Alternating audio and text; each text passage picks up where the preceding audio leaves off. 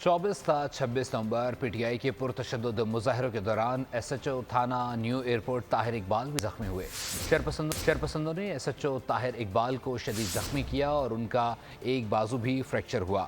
जख्मी एसएचओ की अहम गुफ्तगू कहा, अब वो ठीक होने के बाद ड्यूटी पर पहुंच गए हैं। बताया कि 24 नवंबर को मैं लॉ एंड ऑर्डर के लिए मोटरवे पर तैनात था। रात 11 बजे पुरतशद्दुद मुजाहिरीन से हमारा सामना हुआ। 20/11/2024 को मैं लॉ एंड ऑर्डर ड्यूटी पर टावर हिल पॉइंट मोटरवे पर तैनात था। रात करीबन 12 बजे आछी असला से लैस मुतशद्दिद मुजाहिरीन से हमारी इंगेजमेंट स्टार्ट होती है। इसी दौरान जो फ्लैंक्स थी, साइट्स थी, पहाड़ों पर अस्करी विंग से ताल्लुक़ रखने वाले मुजाहिरीन जिनके पास मुख्तलिफ किस्म का असला था, जिसमें 30 बोर पिस्टल और असॉल्ट राइफल्स शामिल थी, वहाँ से वो हम पर हमलावर हुए। उन्होंने पहाड़ों को आग लगाई और फायरिंग करते हुए हमारी तरफ बढ़ने लगे। आग और मुजाहिरीन की तरफ से फेंके गए शेल्स की वजह से मेरी हालत गैर हो गई और पुरतशद्दुद मुजाहिरीन ने मुझे घेर लिया और तशद्दुद करते हुए मुझे खाई में गिरा दिया, जिससे मेरा बाजू फ्रैक्चर हुआ, मेरे मसल्स रप्चर हुए और मुझे जिस्म के मुख्तलिफ हिस्सों पर चोटें आईं।